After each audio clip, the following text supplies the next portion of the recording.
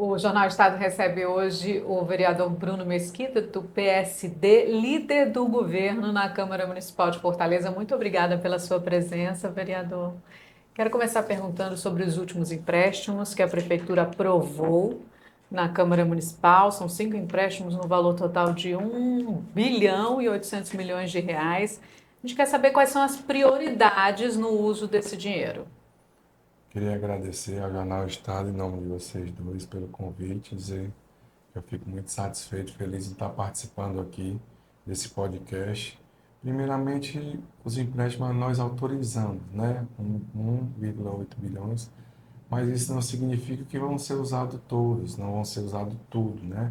A priori, a gente vai usar os empréstimos, né, que for do Banco do Brasil, BNDES e Caixa, os que saírem com maior rapidez e com menor taxa de juros. A gente está analisando quanto é que nós vamos precisar, mas estimamos que seja por volta de 400 milhões para investimento na cidade, na questão dos CRAS, dos CAPs, dos CREAS, o aumento na malha viária, na questão da infraestrutura dos bairros, também na infraestrutura das comunidades, através de tudo que a gente acha que é necessário para melhorar a malha viária também. E usou o outro, a gente deixou autorizado para no próximo ano. Esse ano a gente não pode contrair empréstimo com nenhum banco fora do Brasil, porque nós estamos na Capag-C, é um índice de endividamento, a gente só vai poder fazer quando está na Capag-B. Então, nós acreditamos que no início do próximo ano, que é medido que é feita essa medição, né, de qual nível você está, a gente vai estar na Capag-B. Então, nós já deixamos preparado um empréstimo para o prefeito ter e poder fazer, e a gente poder amortizar a dívida e amortizar algumas taxas de juros que foram pegas anteriormente com a taxa de juros mais alta. Quando se pega dinheiro com um banco do exterior, a taxa de juros tem um poder menor, ela é muito menor do que as que do banco, dos bancos aqui nacionais. O senhor falou de infraestrutura e do CAPS, que são o Centro de Atendimento Psicossocial, e CRAS, que é a porta de entrada para a assistência social do município e do governo também. A gente precisa aumentar o número dessas unidades, é isso? Fortaleza hoje é composto pelo sistema de CRAS por 27 CRAS. E nós, o recomendado é que nós tivéssemos 60 CRAs.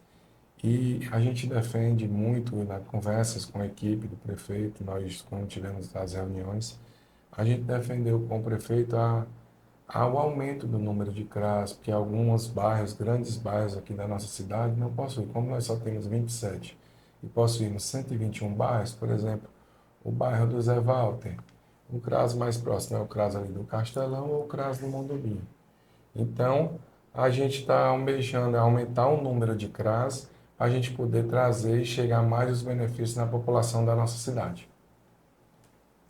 E também foi aprovado na Câmara recentemente uma lei para obrigar a precificação de imóveis, uma alteração no regime interno, né, para obrigar a precificação de imóveis que seriam alvo de alienação, né, de venda, imóveis públicos. E isso também seria, dentro do discurso da gestão atual, de uma prefeitura que está precisando de dinheiro, né, essa medida vai destravar a venda de imóveis públicos dentro da Câmara? Voltaremos a ter desafetação, alienação passando pela Câmara esse ano? Não, essa parte foi uma parte que foi uma bandeira muito defendida pelo atual presidente da Câmara, o vereador Léo Couto.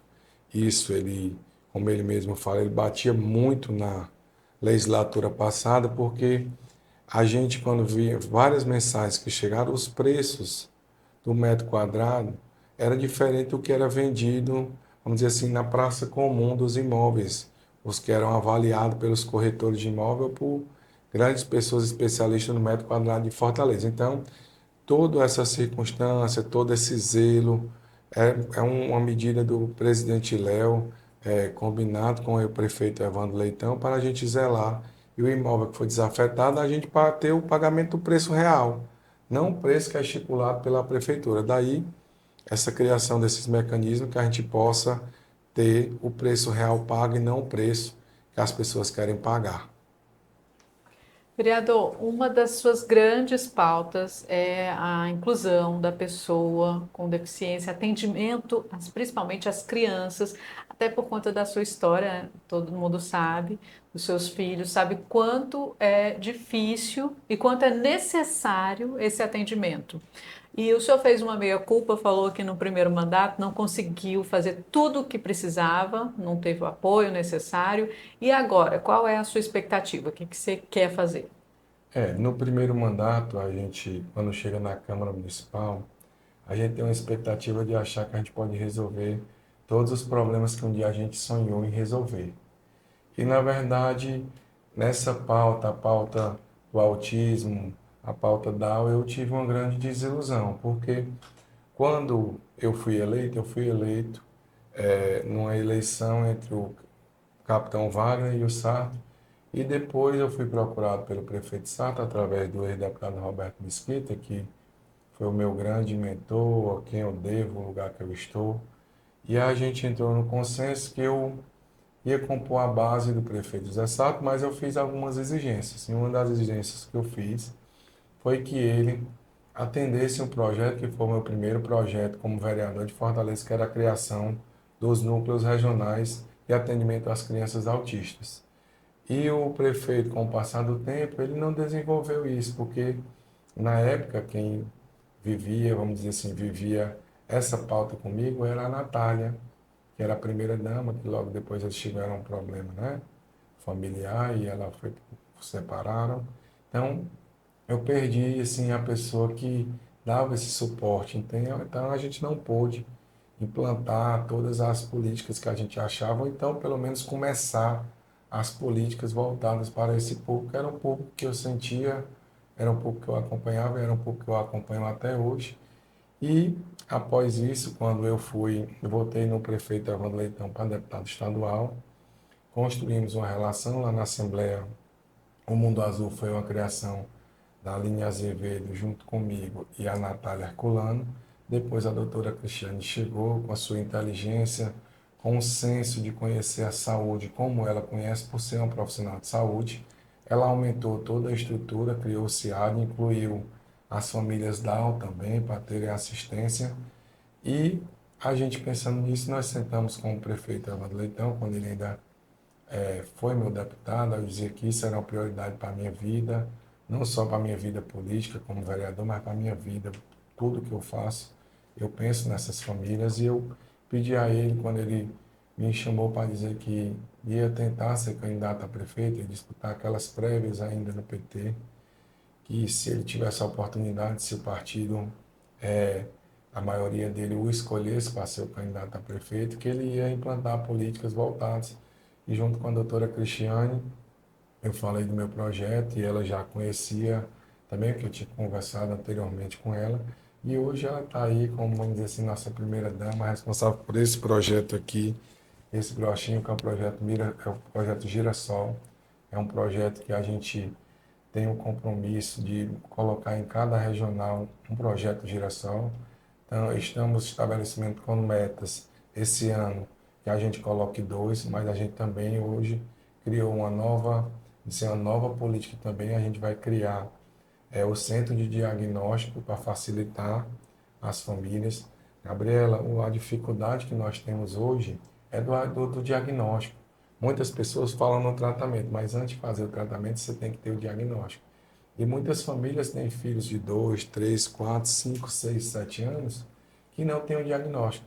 Além de não ter o acesso, vamos dizer assim, aos benefícios que tem direito, né? A criança pode solicitar um BPC, a família que vai ajudando até posteriormente, né, num tratamento que é feito, né, no acompanhamento com a equipe multidisciplinar que é feito dessa forma. Então, para mim, hoje, o diagnóstico é o grande problema das famílias autistas e um grande problema que eu vejo quando ando nas escolas municipais, onde eu falava para vocês dois fora do ar e dizia da crescente que eu vi do ano de 2021 para hoje, para 2025. Eu chegava nas escolas e tinha um número, e hoje eu vejo 2, 3, 4 vezes escolas a mais o número de famílias que possuem, né, crianças, adolescentes, autistas que estão nas escolas. E isso é uma bandeira que a gente, abraçando essa parte do diagnóstico, a gente vai também poder obter o que a gente não tem na nossa cidade, os números. Eu tenho trabalhado junto com o presidente Léo Couto, prefeito Evandro Leitão, a doutora Cristiane. Até estou tentando que o Léo, a gente tente até conseguir fazer pela Câmara vamos dizer assim, a gente precisa fazer esse censo para a gente ter os números. Nós temos 20 mil famílias autistas, temos adolescentes de 3 a 4 anos tanto, todo esse não para a gente fazer o que? A política elaborada da melhor forma que a gente possa, né, trazer às famílias o acesso às terapias e a tudo que todas essas famílias necessitam. Bruno, entre as obras que devem ser tocadas com o dinheiro dos empréstimos, né, pelos projetos, está o túnel da Luiz Olímpio.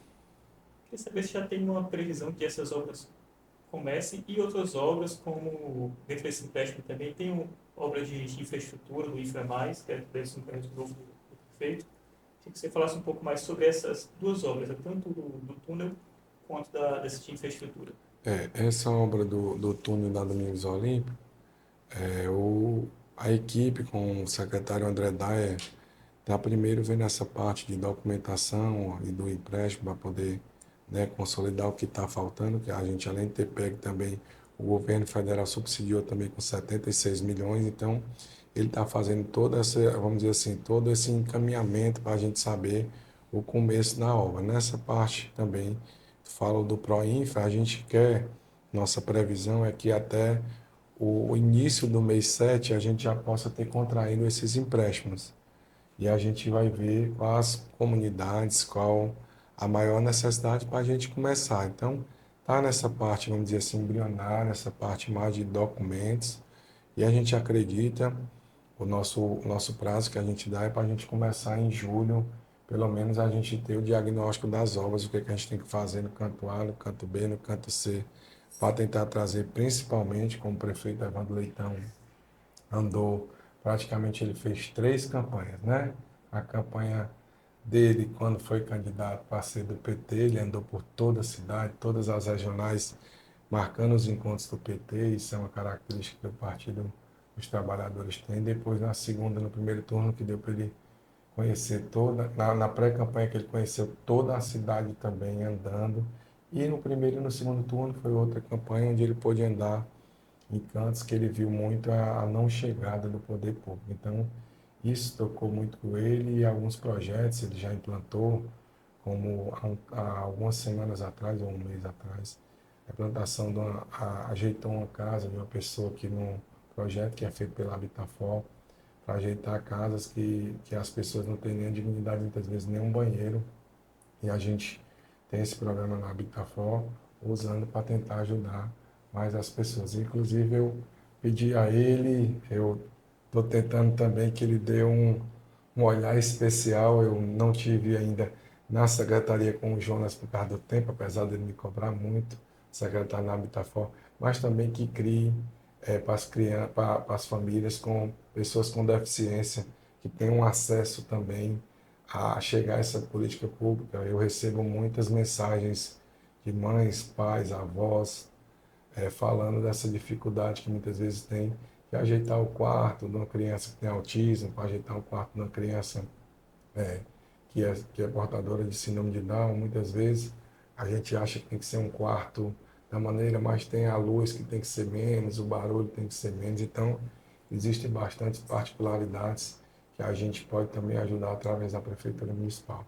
E esse é o seu maior propósito nesse mandato, a gente pode dizer assim. Quais são os seus sonhos? Como é que está esse desafio de ser líder do governo, apesar de ser uma situação confortável, de ter a maioria, né, a base? É, temos as eleições no ano que vem. Quais são os seus projetos?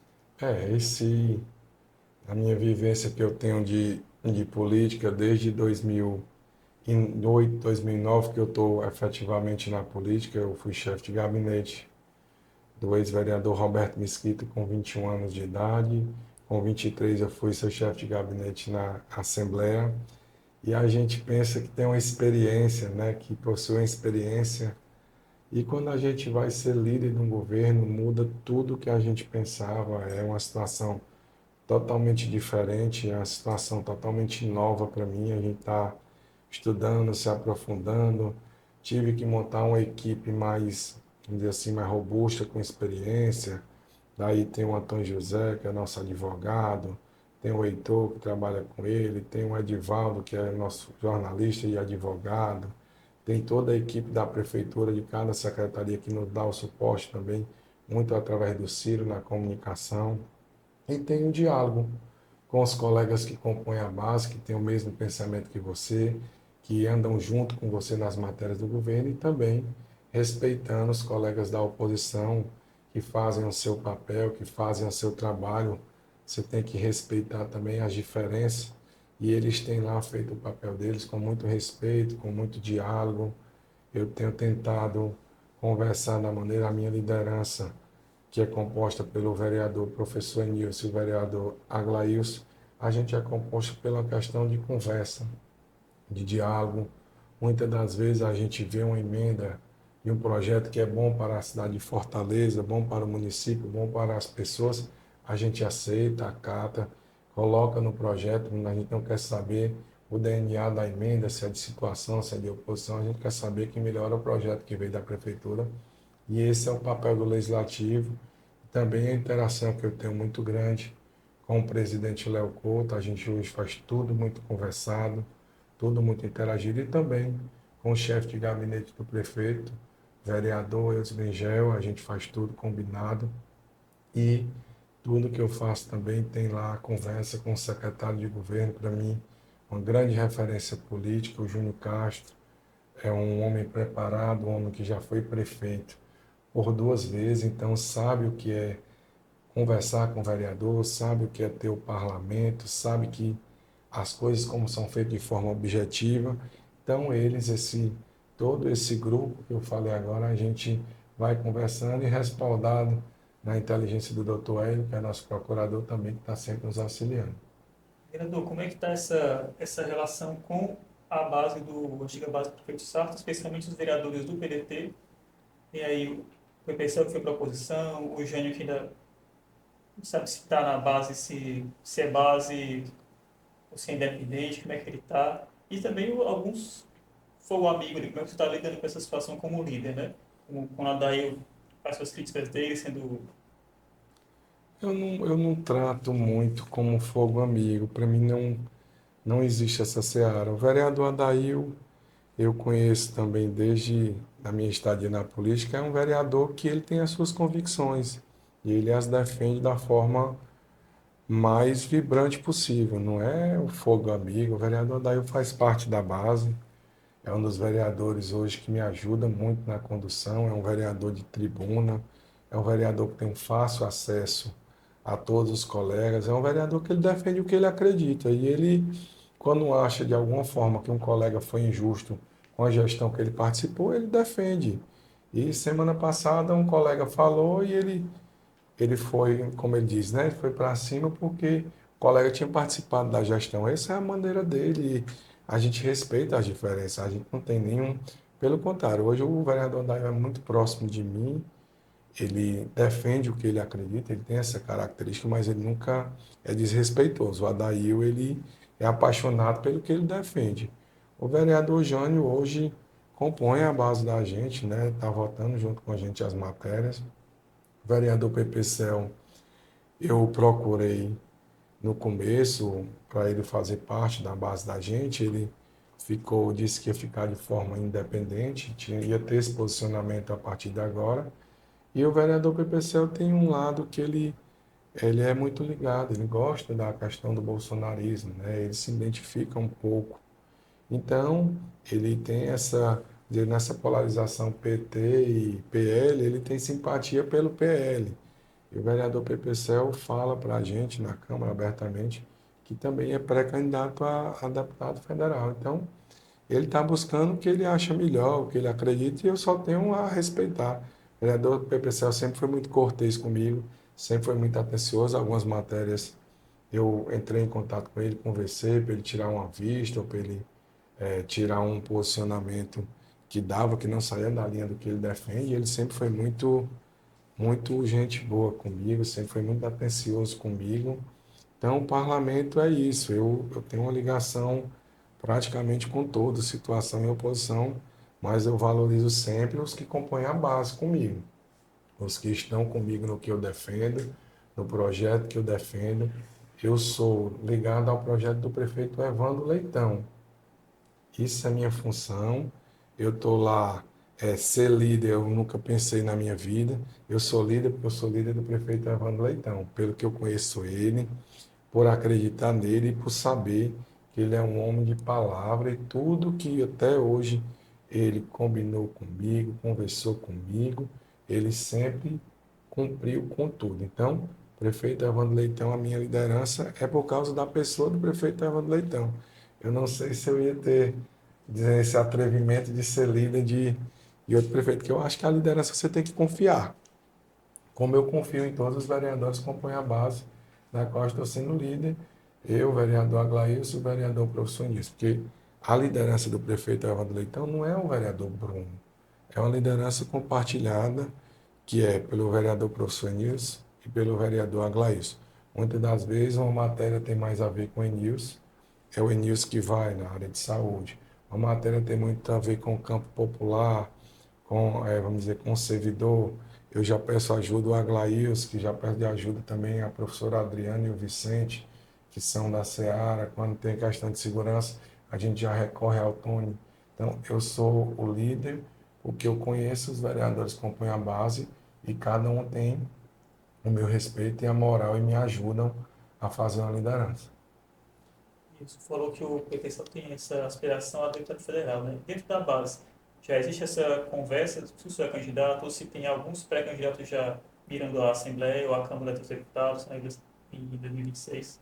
Existem alguns vereadores que já deixaram pouco eu, vários amigos do interior, pelo trabalho que eu fiz como chefe de gabinete do ex-deputado Roberto Mesquita, já me ligaram, várias pessoas pela votação que eu tive achavam que eu seria candidato a deputado estadual, mas eu não sou candidato a deputado estadual. Eu não acho que não é o meu momento é de valorizar tudo que eu estou construindo com a base do prefeito, lá na Câmara, dando atenção aos meus colegas, dizendo da experiência que eu tenho de parlamento, mas alguns vereadores, como o vereador Gardel é pré-candidato a deputado estadual, o vereador Paulo Martins também é pré-candidato a deputado estadual, a vereadora Kátia está decidindo se será pré-candidato, o vereador Julierme Sena é candidato também a deputado federal ou estadual, a vereadora Priscila também será candidata a deputada federal ou senadora. O vereador Marcelo Mendes também deve ser candidato a deputado estadual. Do PT, eu acho que nenhum será pré-candidato. Mas são vários vereadores, os que compõem a base, os que compõem. O vereador Espeto Alberto também me disse que é pré-candidato a deputado estadual também. A vereadora Bela também, eu acho que está analisando. Todos do PL, praticamente. Todos do PL devem ser candidato. Vereador Acrísio deve ser pré-candidato a deputado federal, como o vereador Wellington Saboia também deve ser. Vereador Rimem está pensando em ser candidato a deputado estadual. Então, vários vereadores, acho que eu devo ter esquecido aí alguns nomes, mas vários vereadores aí. Vereador Tony deve ser candidato a deputado estadual também. Vários vereadores são. O vereador Ronaldo deve ser candidato a deputado federal. Grande chance de a gente ter uma outra Câmara no ano que Vários vem. Mas o senhor vereadores continua são. lá, na Não, liderança. eu quero só ter lá no meu cantinho, trabalhando, mostrando à população de Fortaleza como foi acertado eles escolherem o prefeito Evandro para governar a nossa cidade.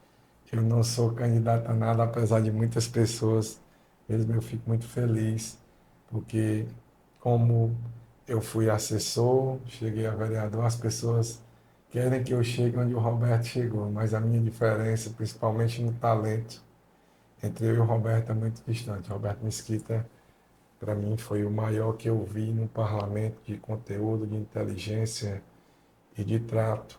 E eu ainda estou muito aquém disso. Os anos pode ser que eu chegue a 20, 30% dele, eu já fico bastante feliz.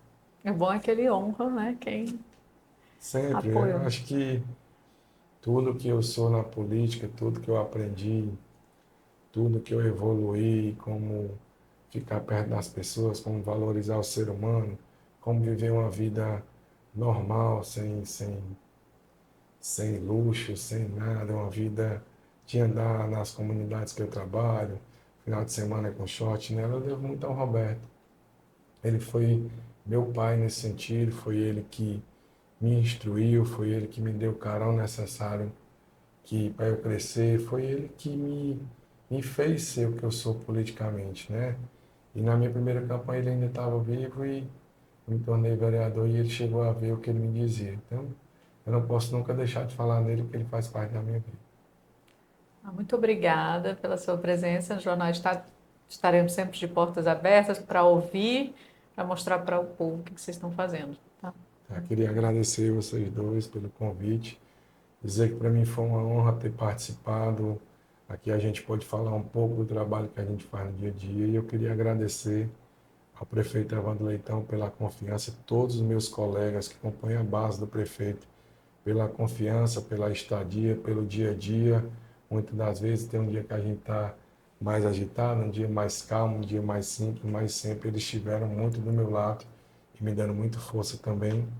E o presidente da casa, o vereador Léo, que também sempre esteve aqui na retaguarda, para que a minha liderança, que eu faço parte junto com o Enilson e com a Glaíus, a gente pudesse dar para o prefeito Evandro o que ele precisa para a cidade melhorar.